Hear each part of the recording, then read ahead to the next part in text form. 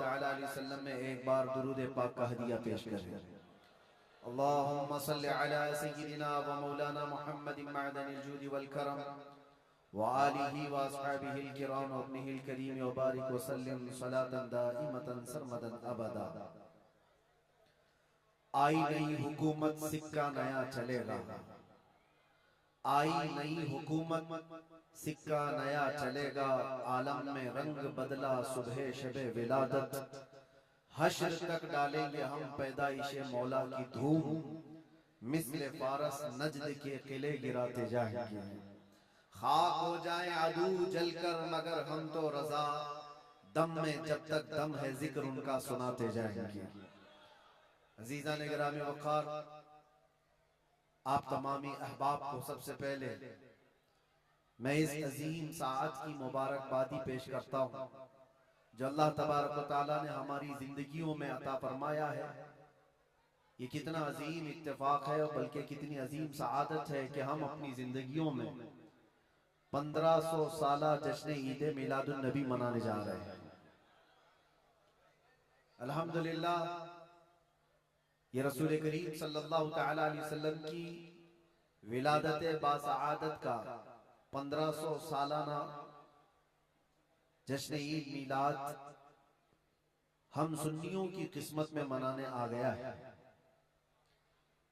एक बात आपको बताता चलूं कि हुजूर पाक सल्लल्लाहु तआला अलैहि वसल्लम की विलादत की खुशी मनाना ये अल्लाह तबारक व तआला ने किस्मत वालों को अता फरमाया है। जिसकी किस्मत अच्छी है वो हुजूर पाक के जिक्र से खुश भी होता है, फलता भी है और फूलता भी है। और जिसकी किस्मत फूटी है वो जलता भी है, जलाता भी रहता है। हमें आज उससे गरज नहीं। आप शरीयत के हुदूद में रह करके हुजूर पाक सल्लल्लाहु अलैहि वसल्लम की आमद की जितनी खुशियां मनाएं वो कम है। जितना हुक्म हमें दिया गया है उन सारी खुशियों के साथ आप लोग मियां साल भर में एक बार थोड़ी ना मीलाद मनाने की खुशी है। और एक साल ही नहीं, हमारा मसलक तो ये है कि इस साल ही ईद मिलाद नहीं मनाएंगे बल्कि हश्र तक डालेंगे हम पैदाइशे मौला की थी। और बल्कि ये अपना अकीदा बना करके चलो, दम में जब तक दम है जिक्र उनका सुनाते जाएंगे। और हो सकता है प्रोग्राम के लिए, स्टेज के लिए और फिर माहौल बनाने के लिए परमिशन लेना पड़ता हो, लेकिन हुजूर पाक का जिक्र करने के लिए किसी सुन्नी को किसी के परमिशन की जरूरत नहीं। आशिक रसूल उसका अकीदा तो ये है, मैं वो सुन्नी हूं जमीले कादरी, मरने के बाद मेरा लाशा भी कहेगा अस्सलातु वस्सलाम। हमारा तो ये तौर तरीका है। आज सुन्नियों की किस्मत में ये मीलाद की जो घड़ी आई है, सबसे पहले तो मैं गुजारिश करूंगा कि अल्लाह के नबी सल्लल्लाहु तआला अलैहि वसल्लम की बारगाह में वो खिराज अकीदत पेश करो कि ये तारीख बन जाए। बल्कि इस्लाम की तारीख का एक अजीम हिस्सा अभी इस साल आपको मिलने वाला है। पूरी इस्लामी तारीख में ये तारीख बनने जा रही है कि 1500 सालाना जश्न ईद मिलादुन नबी अल्लाह ने हम गुनहगारों को अता फरमाया है। और ये किस्मत नहीं है तो और क्या है मेरे अज़ीज़ों। लेकिन साथ में ये भी मैं आपको बता दूं कि हुजूर पाक सल्लल्लाहु तआला अलैहि वसल्लम की मिलाद की खुशी क्या ये कुरान और हदीस से साबित है भी कि नहीं है। क्योंकि अभी ये 10 दिन बचे हैं 12वीं शरीफ को। एक बात कान खोल करके सुन ले, मैं कुरान और हदीस की दलाइल की तरफ आता हूं बाद में, लेकिन एक बात वजाहत के साथ कहता हूं।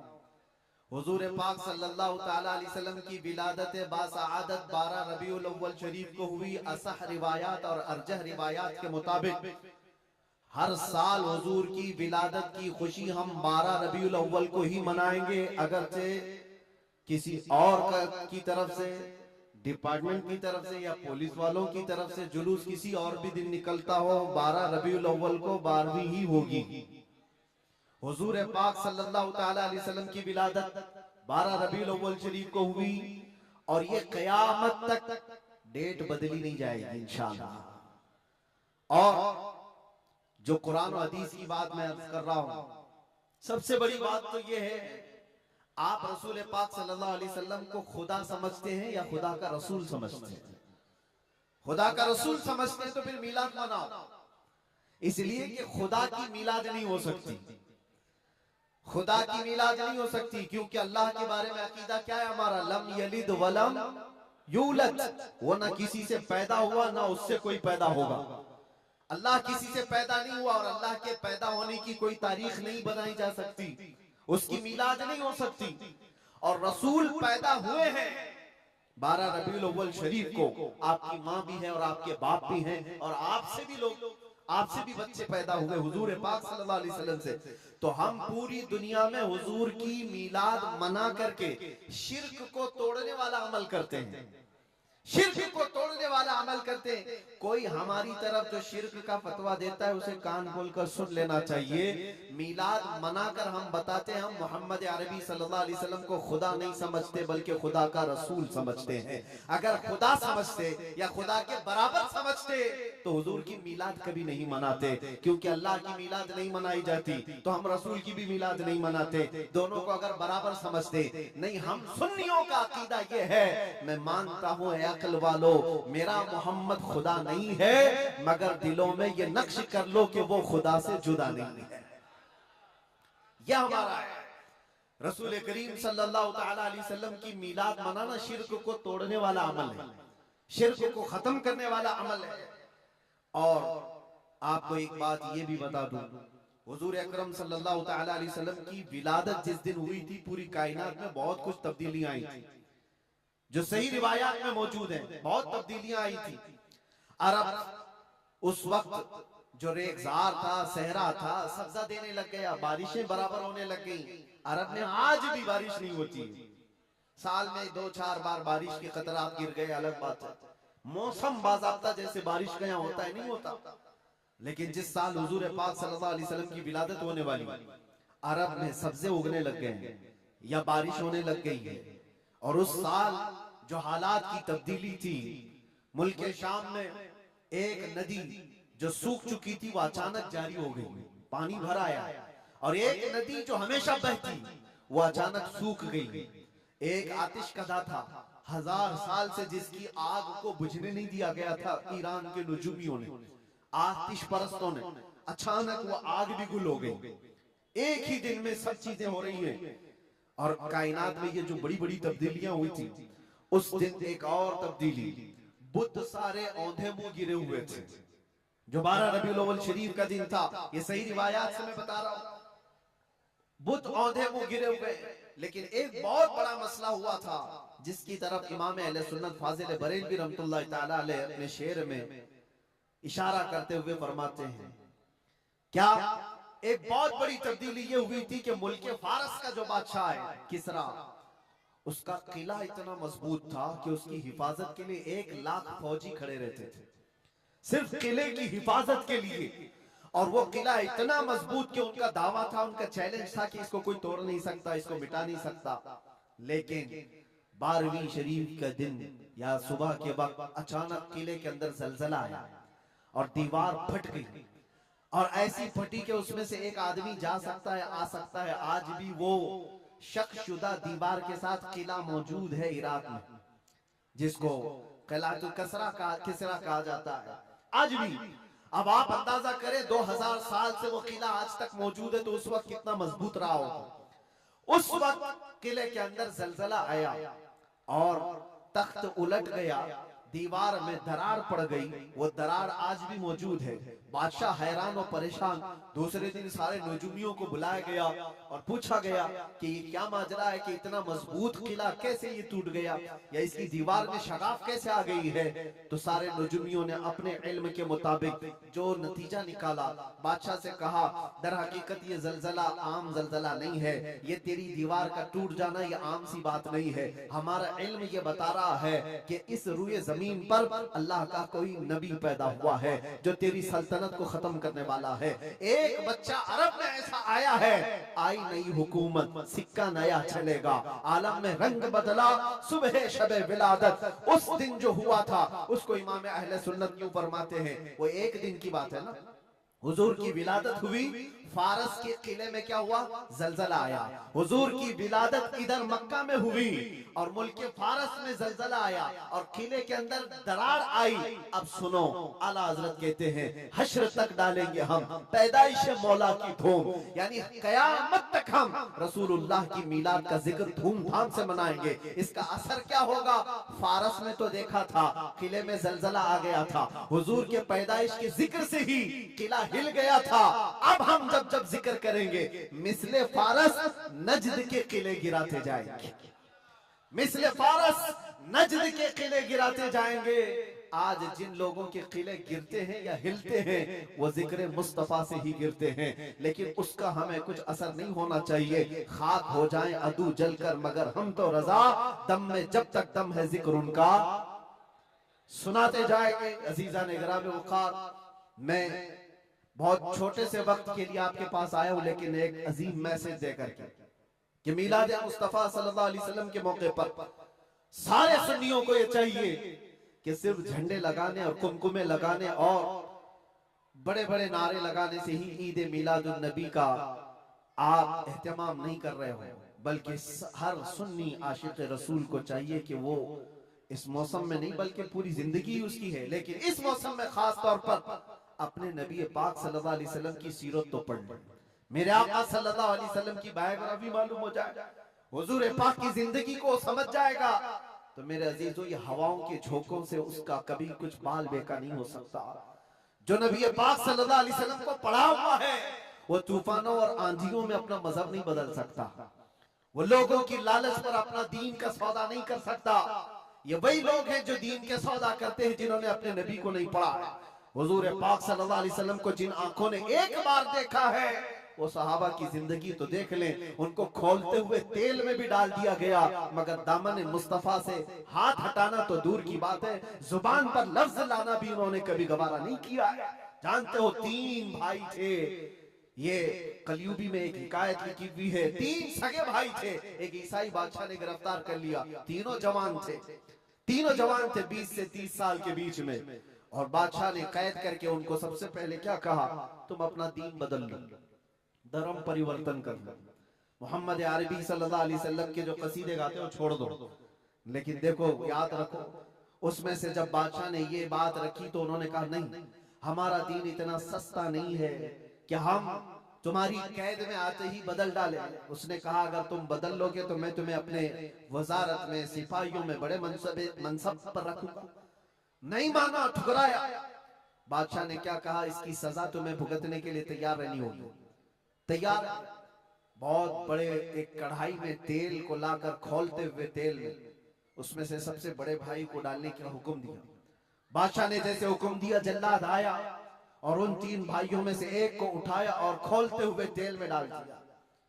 अंदाजा करो, मोमबत्ती पर अगर तुम्हारी उंगली भी लग जाए ना तो चमड़ी जल करके निकल आएगा, और पता नहीं कितनी देर, कितने दिन तक इसकी जलन आपको होती रहे। लेकिन एक पकते हुए तेल में डाला जा रहा है, डाल दिया, जिस्म पूरा चरमरा गया। थोड़ी देर गुजरी, 2 भाई और मौजूद, दूसरे को बुलाया गया, देखा तुम्हारे भाई का हशर क्या हुआ है, तुम अगर बादशाह की पेशकश को कबूल कर लो तो शायद तुम्हारी जान बच सकती है। दूसरे ने मुस्कुराया और कहा, वही शायद उनकी ही जुबान थी जो बरेली से यूं आती है, जिंदगी ये नहीं किसी की किसी के लिए, जिंदगी है नबी की नबी के लिए। मेरे बड़े भाई को जलाने के बाद अब तो तुमने और भी मुश्किल कर दिया है फैसला। मैं इस बात के लिए तैयार हूं कि इससे बड़े तेल में भी मुझे डाला जाए, लेकिन जुबान पर मेरे मुस्तफा के दामन को छोड़ने वाली बात कभी नहीं ला सकता। दूसरे भाई को भी उठाया गया और खोलते हुए तेल में डाल दिया। 2 भाइयों की शहादत हो गई जगह पर ही। वो तेल में डालना जुबान पे अल्फाज हो सकता है, आसानी से हम बोल रहे हैं और आप आसानी से सुन रहे हैं, प्रैक्टिकल जिसके साथ होगा वो अंदाजा कर सकता है दर्द और कर्ब किसको कहते हैं, शिद्दत की तकालीफ किसको कहते हैं। मेरे अजीजों, तीसरा जो नौजवान था वो बहुत ही कम उम्र का था, 22 से 23 साल का होगा। बादशाह का जो वजीर वहां पर था, उसने देख करके बादशाह से कहा, इस लड़के को मेरे हवाले कर दीजिए, मैं इसको बदल करके लाऊंगा, मेरा चैलेंज है। क्यों, जान इसकी भी ले लेंगे, मैं इसको बदल करके लाऊंगा। इतने मजबूत लोग कैसे हो सकते हैं अरब के कि खोलते हुए तेल में इनके भाइयों को डाला गया, तब भी ये बदल नहीं रहे। दो को मरते हुए, अरे यहाँ एक को डंडा पड़ते हुए देखकर सारे भाग जाएं, और ये दो को जलते हुए देख करके भी टस से मस नहीं होते। कैसा अकीदा है, कैसा तसल्लुब है इनका। बादशाह ने कहा, किस बात पर तुम्हें यकीन है कि इसको तुम बदल लाओगे? उसने कहा, मुझे भरोसा है, आप मुझे दीजिए 1 महीने का टाइम, इसको बदल कर न लाऊं तो फिर मुझे आप जो सजा दे। बादशाह ने कहा, ठीक है, ले जाओ। तीसरे को खोलते हुए तेल में डालने की बजाय बादशाह ने अपने वजीर के हवाले कर दिया। और दुनिया देखो मेरे अजीजों, याद रखो, आशिकाने मुस्तफा से 2 इम्तिहान हर जमाने में होते रहेंगे, आज भी हो रहे हैं और होते रहेंगे। पहला इम्तिहान, मौत से डरा करके तुम्हारा दीन छीन लिया जाएगा। मौत से डरा करके ये हो जाएगा, वो हो जाएगा, तुम्हें ये कर दिया जाएगा, वो कर दिया जाएगा। मौत का डर, खौफ तुम्हारे कदमों में डगमगाहट लाने के लिए लाया जाता है। अगर मौत से नहीं डरता कोई आदमी, तो उसके साथ दूसरा पेंतरा क्या खेला जाता है? ये दुनिया का दस्तूर है हमेशा से। जब देखती है दुनिया के ये मौत से डरता नहीं है, तो फिर इसको औरत और दौलत की लालच से खरीदने की कोशिश की जाती है।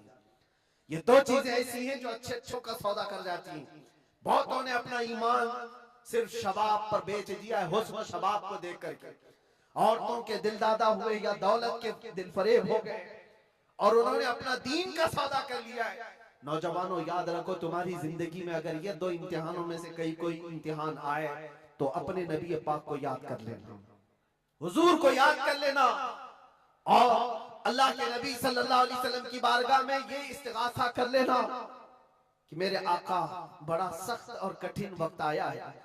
दुनिया मौत से डरा करके कभी मेरा ईमान छीनने की कोशिश कर रही, अगर उससे मैं नहीं डगमगाया, तो दुनिया मुझे हुस्न शबाब की लालच दे करके अपनी तरफ लेना चाहती है। अब उस वजीर ने क्या किया, उस छोटे से नौजवान लड़के को अपने घर ले गया, और उसकी बेटी थी जो निहायत हसीन और जमील, बहुत खूबसूरत लड़की उस वजीर की थी। अपनी बेटी को बुलाया और कहा, बेटी, तेरे लिए एक काम देता हूँ, 1 महीना हमको मिला है, इस नौजवान को अपनी मोहब्बत में, अपने हुस्न जमाल में लेकर के आजा, बादशाह सलामत से जो इनाम चाहे तुझे ला करके दे दूंगा।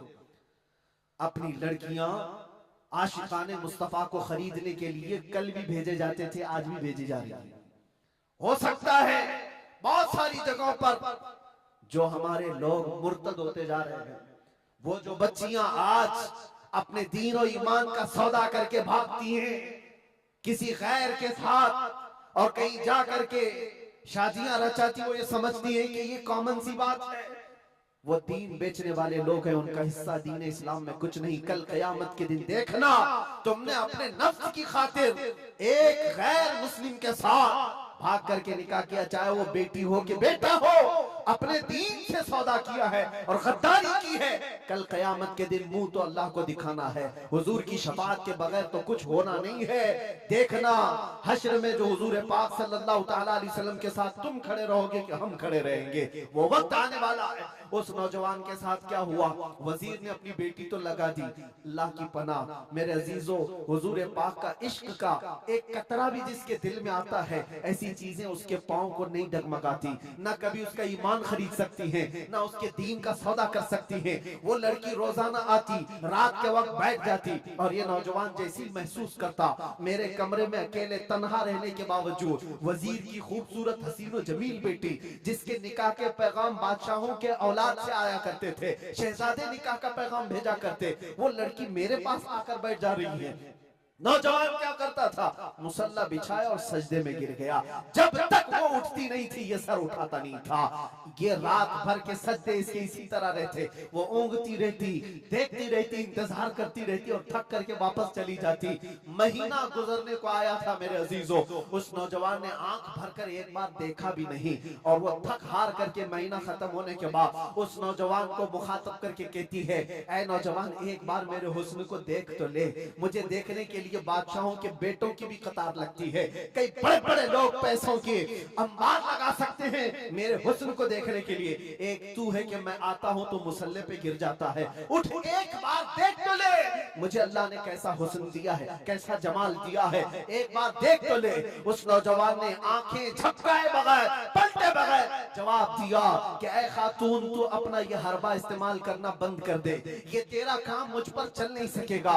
वजह ये है, जिन आंखों में एक बार जमाले मुस्तफा बस चुका हो उसको दुनिया का हुस्न कभी धोखा नहीं दे सकता, दुनिया का जमाल उसे खरीद नहीं सकता। वो खातून उठ गई और जवान की इन बातों से उसके दिल पर ऐसा वलवला तारी हुआ। वो खातून कहती है, ऐ नौजवान खड़ा हो जा, मैं तुझे खरीदने नहीं आई, मैं तुझे अपनी दामे फरेब में फंसाने नहीं आई, उठ जा, अब मेरी एक अर्जी सुन ले। नौजवान उठा और पूछा क्या अर्जी है? कहती है कि मैं अब तेरी मोहब्बत में गिरफ्तार हूँ, मैं चाहती हूँ कि तू मेरे दीन में ना आ बल्कि तू अपने दीन में मुझे दाखिल कर ले।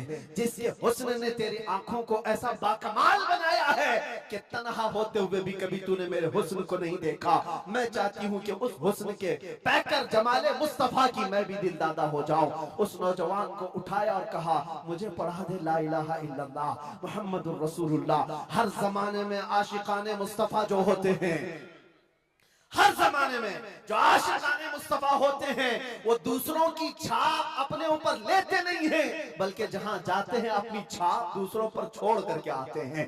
यही होती है जिंदगी आशिकाने मुस्तफा की। उस नौजवान ने उसे कलमा तैयबा पढ़ाया और उस खातून ने कहा, चलो यहाँ से निकलो, कुफ्रिस्तान से निकल करके हम निकाह करते हैं और साथ जिंदगी गुजारेंगे। तवज्जो चाहता हूँ, तवज्जो चाहता हूँ, ये मेरी बात को खत्म होने दो। ऐ नौजवानों, आज तुम्हें कोई बहकाने वाला, खोलते हुए तेल में डालने वाला नहीं है, उसके बावजूद तुमने पता नहीं अपने कितने घंटे ये सारे सोशल मीडिया पर आई हुई ऐसी हसीनाओं और जमीलाओं के पीछे अपनी रातें बर्बाद कर डाली। तुम्हें पता नहीं ये आंखें अल्लाह ताला ने तुम्हें किस लिए दी हैं। दुआ ये करो कुछ ऐसा कर दे मेरे किरदिगार आंखों में, हमेशा नक्श रहे रूए यार आंखों में। उन्हें न देखा तो किस काम की है ये आंखें कि देखने की है सारी बहार आंखों में। अजीजा ने गिरामी, उस नौजवान ने उस खातून की बात सुन ली और कहा, चलो मुझे इस जगह से, इस कैद से निकालो, हम ये शहर छोड़ देते, ये मुल्क छोड़ देते हैं। उस खातून ने उस नौजवान को आजाद किया और साथ लेकर चल पड़ी। शहर भी छोड़ दिया, बाहर निकल पड़े। रात का वक्त है, अचानक वो आधा रास्ता तय किए कि पीछे से घोड़ों के दौड़ने की आवाज आई। तवज्जो चाहता हूँ, एक फौज आ रही है और हिनहिनाने वाले घोड़ों की आवाजें आने लगी। दोनों डर गए। नए लोग हैं, नौजवान लड़का है, नौजवान लड़की है और शहर से भागे हुए हैं, दीन इस्लाम कबूल करके निकले हुए हैं। बादशाह को हो सकता है खबर हो गई होगी, वजीर को पता चल गया होगा कि कैद से निकला हुआ ये फरार मुजरिम हमारा शहर छोड़कर जा रहा है। पूरी फौज आती हुई नजर आ रही थी। ये दोनों एक दरख्त के पीछे ओट पर छुप कर खड़े हो गए। पता नहीं अब इसके आगे क्या होने वाला है, हमें गिरफ्तार कर लिया जाएगा, हो सकता है हमारा भी अंजाम वही होगा जो हमारे दो भाइयों के साथ हुआ। लेकिन इत्तेफाक की बात है, वो घोड़े करीब से करीब आते गए, वो फौज करीब आ गई और जब आ गई तो करीब आकर वो फौज रुक गई। इन्होंने देखा नहीं ये फौज कौन थी, ये लोग कौन थे। दरख्त के पीछे छुपे हुए हैं नौजवान और वो दोशीजा। अचानक आने वाली फौज में से एक गरजती हुई आवाज आती है। नाम लेकर के नौजवान का पुकारा जाता है, ऐ फलां बिन फलां बाहर आ जा, बाहर आ जा। बाहर ये नौजवान आता है तो देखता है बादशाह की फौज नहीं है, वजीर की फौज नहीं है, बल्कि वो दोनों शहीद भाई घोड़े पर सवार है और सारी फौज में रसूलुल्लाह के वो शहीद सहाबा तशरीफ लाए हुए हैं। नारे तकबीर, नारे रिसालत, नारे रिसालत। ये नौजवान घबरा गया और पूछा, मैं अपने भाइयों को देख रहा हूँ घोड़ों पर सवार हैं। चंद दिनों पहले बादशाह ने खोलते हुए तेल में इनको उड़ेल दिया था, इनके जिस्मों को जला दिया था। ये देख करके आप कपकपी जिस्म पर तारी है, भीगी आंखों से पूछने लगा, बड़े भाई आप लोगों को जला दिया गया था, तेल में खोलते हुए डाल दिया गया था, आप लोग यहाँ कैसे आए? दोनों भाइयों ने कहा, ऐ मारे नन्हे भाई, क्या तूने कुरान की आयत नहीं पढ़ी? वला तक़ूलू लिमन युक़तलु फी सबीलिल्लाहि अमवात, अल्लाह की राह में जो मारे जाएं उन्हें मुर्दा न कहो। नौजवान ने पूछा, तुम्हें दर्द कितना हुआ होगा जब जलाया गया था, खोलते हुए तेल में डाला गया था, कर्ब कैसा था, तकलीफ कैसी थी? समझो चाहता है नौजवानों, इश्क़ मुस्तफा में बर्दाश्त किया हुआ दर्द कुछ नहीं होता है। उन नौजवानों ने कहा, दर्द कौन सा, कर्ब कौन सा, तकलीफ कौन सी? तूने हमें डालते हुए देखा है, खोलते हुए तेल में, जलती हुई चमड़ी देखा है, लेकिन हमें दर्द का एहसास नहीं हुआ, इसलिए कि जिस वक्त जल्लाद हमें तेल में डाल रहा था, सामने तो हमें जमाले मुस्तफा नजर आ रहा था। जहां मुस्तफा का हुस्न हो, फिर दर्द किस बात का, कर्ब किस बात का? इसीलिए तो सहाबा का ये नारा था, या रसूलुल्लाह, या रसूलल्लाह, कुल्लु मुसीबतिन बअदका जुललुन, ऐ अल्लाह के रसूल, अगर आप हैं तो फिर हर मुसीबत हल्की है, हर मुसीबत छोटी है। ऐ नौजवानों, दुनिया ने खरीदने की कोशिश की है, लेकिन जो जमाले मुस्तफा का दिलदादा है वो दुनिया के हालात से न बिकता है न झुकता। अपना मिशन ऐसा बनाओ कि तुम्हें 100-500 रुपए में खरीदे जाने वाली कौम का लक़ब न दिया जाए, बल्कि इकबाल आज से 100 साल पहले कहता था, इकबाल शायर मशरिक, अंग्रेजों ने क्या कहा था हमारे मुतालिक, वो अपने शार में कहा है। अंग्रेज क्या कहते थे? थक गए थे, थक गए थे। आपको क्या पता है, हिंदुस्तान की इस आजादी में जितने आज बड़े बुलंद दावे किए जाते हैं, पता है नौजवानों, तारीख याद रखो, 30,000 उलमाए अहले सुन्नत को इन्होंने दिल्ली से लेकर कश्मीर तक हर झाड़ी पर फांसी पे लटकाया हुआ था। 30,000 उलमाए अहले सुन्नत। काला पानी की सजा अंडमान निकोबार में किसको दी गई थी? अल्लामा फजले खैराबाद, इनायत अहमद काकोरवी, जिनकी पीठ की हड्डी तोड़ दी गई थी, खड़े नहीं हो सकते थे, 8-8 साल 10-10 साल तक झुकी हुई कमर के साथ इनको सजाएं दी गई। किफायत अली काफी कौन है, जिनको भरे बाजार में चौराहे पर लाकर अंग्रेजों ने फांसी पर चढ़ाया था।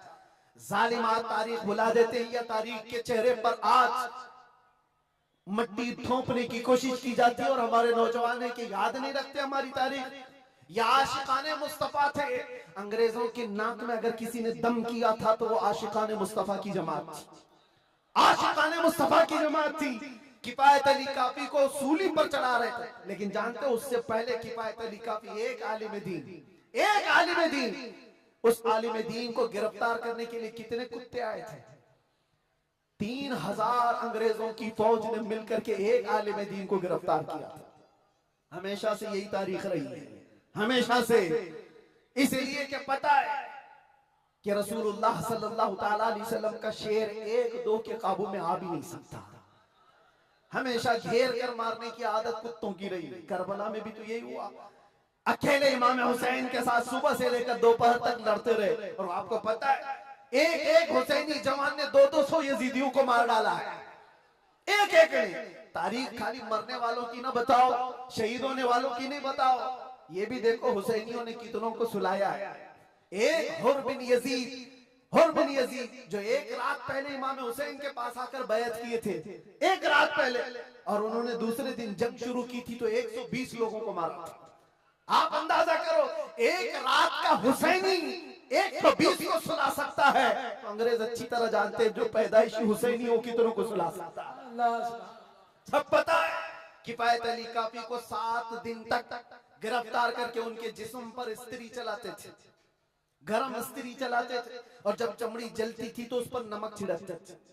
और किफायत अली काफी को बार बार कहते, फतवा बदल डालो, आ जाओ हमारे वजारत में, हमारा मनसब ले लो, हर महीने पाउंड दिए जाएंगे, बर्तानिया के पाउंड। लेकिन आशिक मुस्तफा डॉलर और बर्तानिया के पाउंड पर नहीं बिकता, वो हुस्ने मुस्तफा का दिलदादा होता।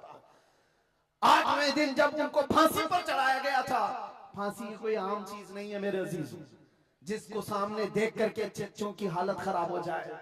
लेकिन किफायत अली काफी फांसी को देख कर कहने लगे थे, कोई गुल बाकी रहेगा न चमन रह जाएगा, पर रसूलुल्लाह का दीन हसन रह जाएगा। सब फना हो जाएंगे काफी वो, लेकिन हश्र तक नाम हजरत का जुबानों पर सुखन रह जाएगा। नाम हजरत का जुबानों पर चलन रह जाएगा, फांसी भी दे दी। ये सारे जो मामलात हुए आशिकाने मुस्तफा सल्लल्लाहु अलैहि वसल्लम हर जमाने में आजमाए गए। और मैं कह रहा था क्या बात, इधर उधर न जाए बात, अंग्रेज मजबूर होकर ये कहने पर आ गए थे, ये फाकाकश मौत से डरता नहीं जरा, ये फाकाकश मौत से डरता नहीं जरा। आशिकाने मुस्तफा ने हर जमाने में लोगों की नाक में दम कर रखा है, तादाद में थोड़ी ही क्यों ना हो, तादाद में थोड़ी क्यों ना हो, लेकिन डर इनको सबसे लगता है। क्या आपने तारीख नहीं देखी? एक बात मैं बताऊं, बॉडी बनाने वाले, मुख्य आजमाई करने वाले, चाहे तुम्हारे पास जितनी भी ताकत हो, ये जिस्मानी ताकत अपनी जगह पर, हमने देखा है व्हील चेयर पर बैठ करके एक खादिम हुसैन लब्बैक या रसूल अल्लाह कहता था, यूरोप की धरती भी हिलने लगती थी। पता ही चलता है जिस्मानी ताकत का कोई असर नहीं होता, इश्क़ मुस्तफा जहां होता है वो असली ताकत कहलाई जाती है। नारे तकबीर, नारे रिसालत, आशिकाने मुस्तफा, सुभान अल्लाह, सुभान अल्लाह।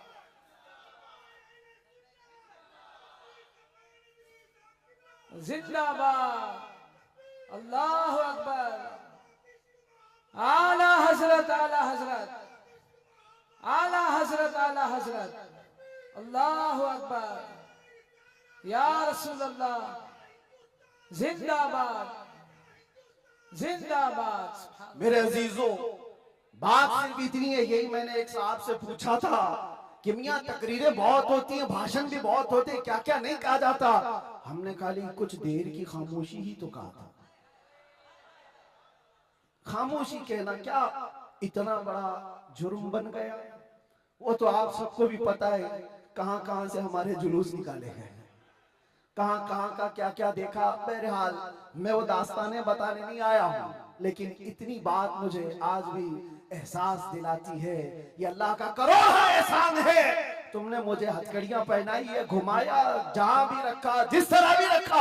8 महीने क्या 8 साल रखते या 80 साल अगर उम्र होती तो रखते, इससे फर्क नहीं पड़ता। डर तो ये था कि चोरी में नहीं ले गया, डकैती में नहीं ले गया, रेप में नहीं ले गया, मर्डर में नहीं ले गया। दुनिया को तुम्हें बताना पड़ेगा इस आलिम को क्यों ले गया, तो तुम पुकार करके यही कहोगे इश्क़ मुस्तफा की बात करता था इसलिए ले गया। सुभान अल्लाह, लब्बैक लब्बैक लब्बैक या रसूल अल्लाह, लब्बैक लब्बैक लब्बैक या रसूल अल्लाह, लब्बैक लब्बैक लब्बैक।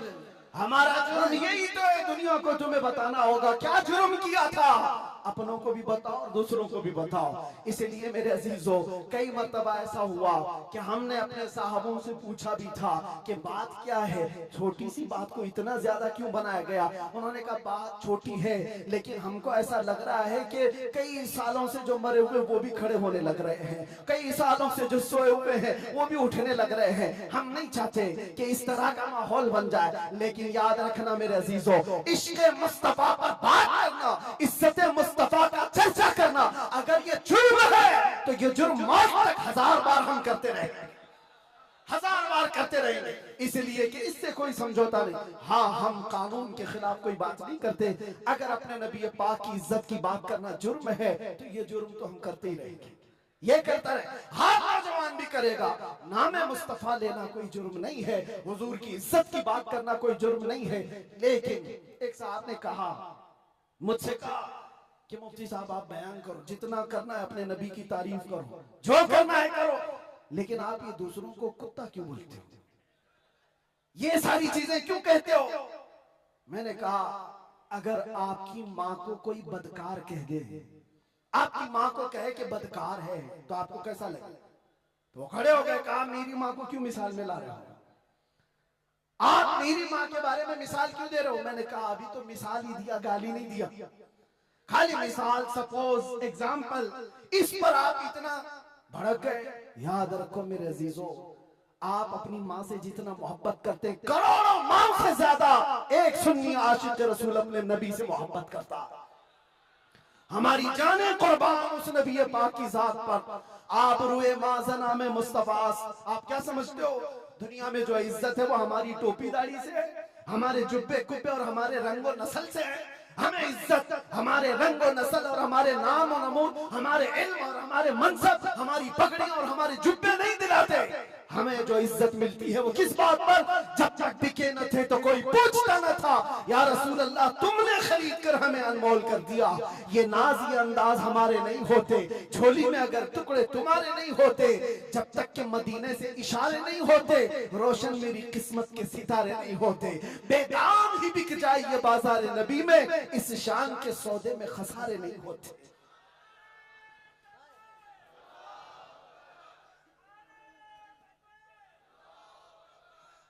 बात मैं अभी खत्म करने आ रहा हूं, बस आप इस बात को अंदाजे में रखो मेरे अजीजों।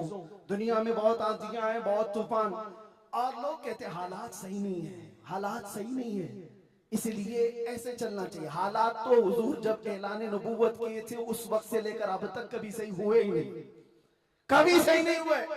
क्या बदर में हालात सही थे? उहद में हालात सही थे? खंदक में हालात सही थे? खैबर में हालात सही थे? फतेह मक्का में हालात सही थे? करबला में हालात सही थे? कभी नहीं हुए। तो ये क्या ताना दिया जाता है, ये क्या मसलहत और हिकमत की बात की जाती है? हालात बड़े पेचीदा हैं, हालात बड़े सख्त है मेरे अजीजों। ये क़यामत तक ऐसे हालात रहने वाले। सतीजा कार रहा है अजल से ता इमरोज, शरारे बूलहबी से चराग मुस्तफवी, हर जमाने में ये हालात रहेंगे। आशिक मुस्तफा को इन्हीं हालात में परचम रिसालत बुलंद करके रखना है। वो सहाबा से पूछो जो निकल पड़ते थे, पैरों में चप्पल नहीं और कपड़ों पर पैबंद लगे हैं, एक खजूर की गुठली पर पूरा दिन गुजार लेते थे, फाका कश थे, लेकिन उनसे पूछो क्या उनके लिए हालात सही थे? जब अफ्रीका जा रहे थे, जब यूरोप की कलीसाओं में अजाने दे रहे थे, अफ्रीका के तपते हुए सहराओं में नामे मुस्तफा बुलंद कर रहे थे, उनसे पूछो हालात सही थे?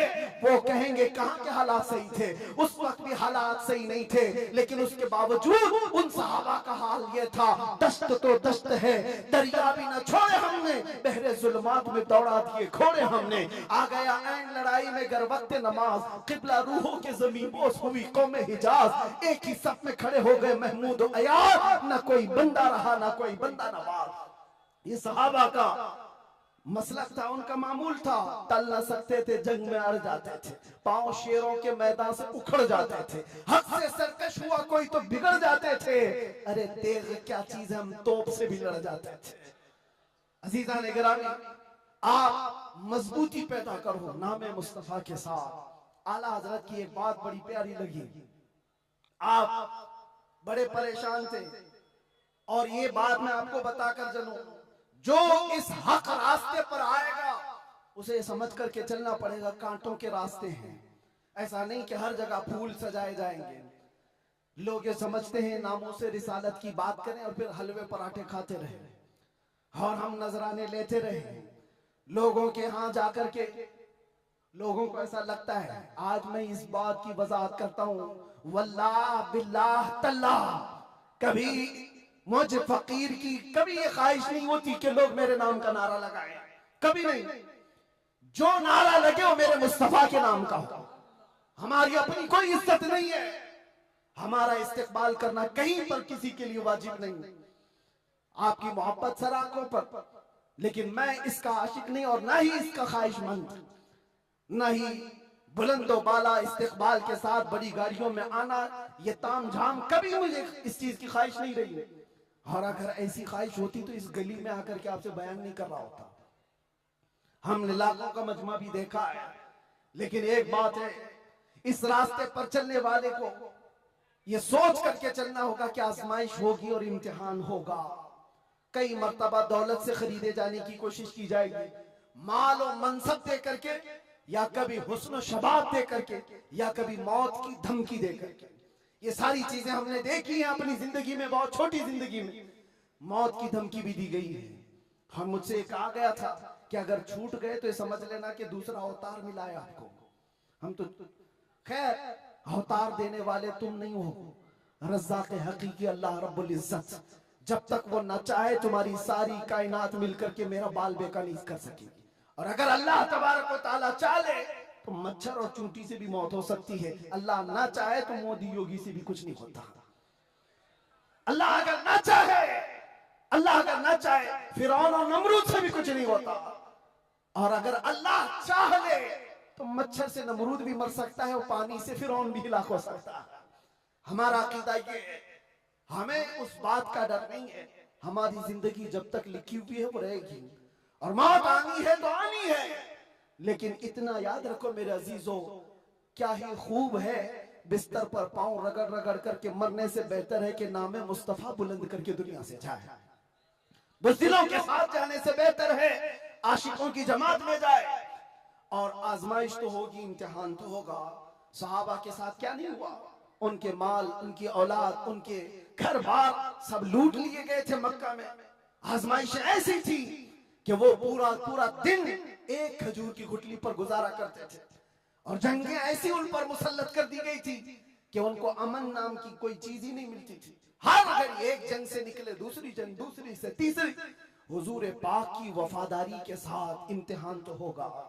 आज मिलाद मुस्तफा है, नबी करीम सल्लल्लाहु ताला अलैहि वसल्लम के 1500 साला जश्न ईद मिलाद की हम तैयारियों में अपने ईमान को मजबूत करो, अपने अकीदे को मजबूत करो, इश्क रसूल इतना बढ़ा लो। मैं कभी कोई तलवार बंदूक बारूद की बात नहीं करता, ना ही मैं कभी कोई खुफिया मीटिंग करता हूँ, ना ही मैं कभी कोई तंजीम की बात करता हूँ कि तुम इस तरह की तंजीमें बनाओ, खुफिया मीटिंगें करो, लड़ने भिड़ने के मंसूबे बनाओ। नहीं, जो हमारी बात रिकॉर्ड कर रहे हैं वो भी सुन ले। मैंने कभी नौजवानों को लड़ने भिड़ने के लिए तैयारियां करने की कभी बात नहीं की। अरे मियां, मैं तो ब्लेड और चाकू की भी बात नहीं करता, प्लास्टिक की भी नहीं बात करता। मैं सिर्फ ये चाहता हूँ सर से लेकर पैर तक इश्क मुस्तफा में ऐसे ढल जाओ, जिस गली से गुजरो मदीने की खुशबू आने लगे।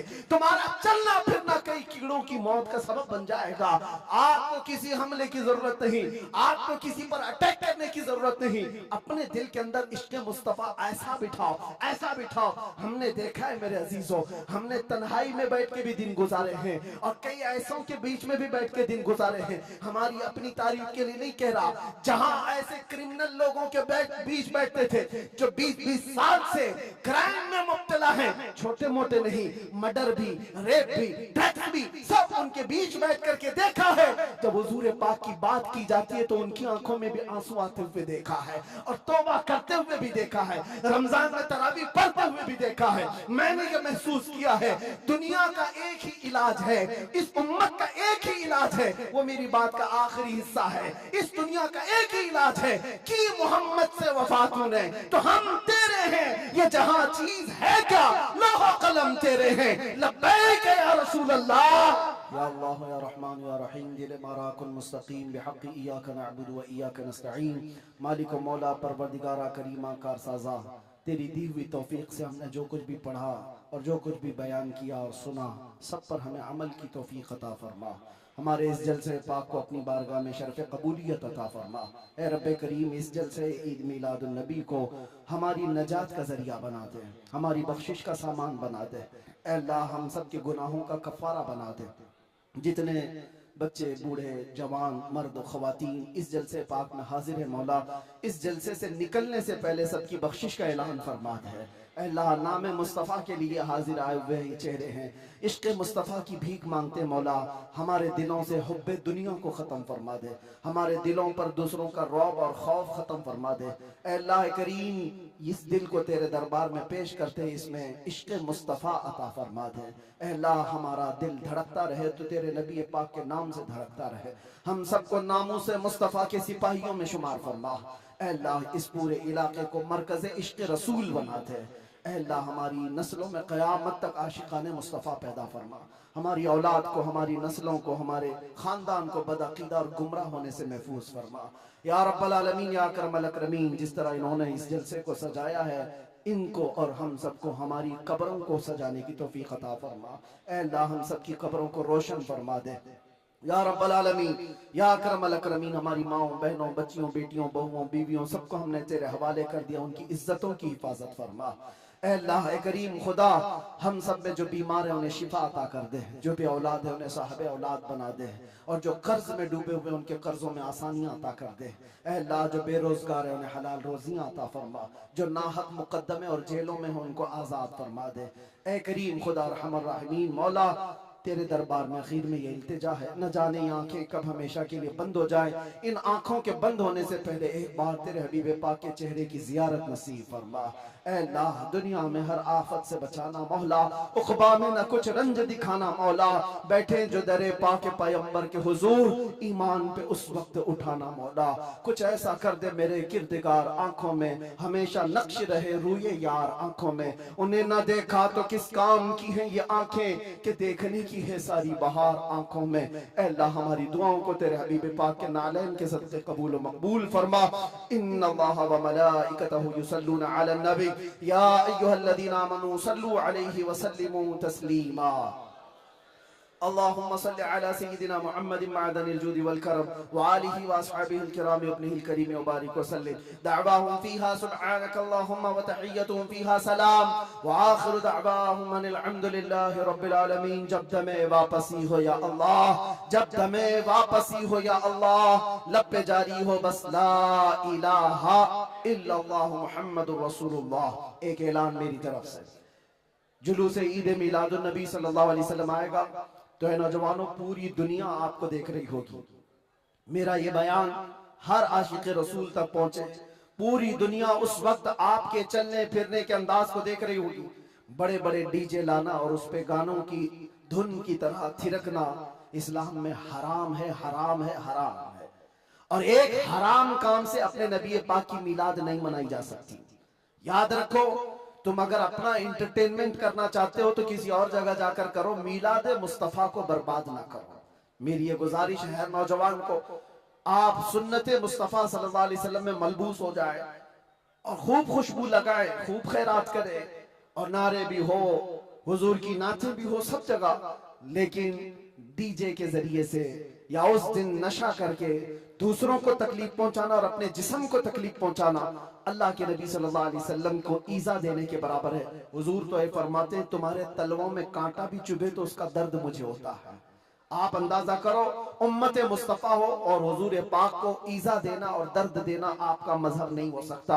उस दिन रोजा भी रख सकते हैं, खैरात भी कर सकते हैं, इश्क़ मुस्तफा के नगमे भी सुना सकते हैं और जो गरीब हो, कमजोर हो, उनको उठा भी सकते हैं और बूढ़ों का बोझ भी उठा सकते हैं। मिलाद मनाने के बहुत तरीके हैं। जरूरी नहीं कि डीजे पर नाचना ही और जुलूस में निकल करके थिरकना ही और झंडे फहरा करके लोगों को तकलीफ देना, आग उछालना, ये सब गैरों की तरफ से आए हुए रस्म रिवाज है। मैं गुजारिश करता हूँ कि ऐसी किसी भी रस्म रिवाज से मिलाद मुस्तफा के जुलूस को नापाक न करो और अगर कोई करता है तो उसे रोकने की कोशिश करो। तुम अपने बाप का इस तरह मना लेना या तुम्हारे बेटे का कर लेना, मगर मुस्तफा करीम के मिलाद को नापाक होने नहीं देना। इंशाअल्लाह जुलूस ईद मिलाद 1500 साल जो आ रहा है उसको इस तरह से मनाएंगे कि इश्क़ मुस्तफा की खुशबू हर गली कूचे में हम पहुंचाएंगे इंशाअल्लाह। लब्बैक या रसूल अल्लाह, लब्बैक या रसूल अल्लाह, लब्बैक या रसूल अल्लाह।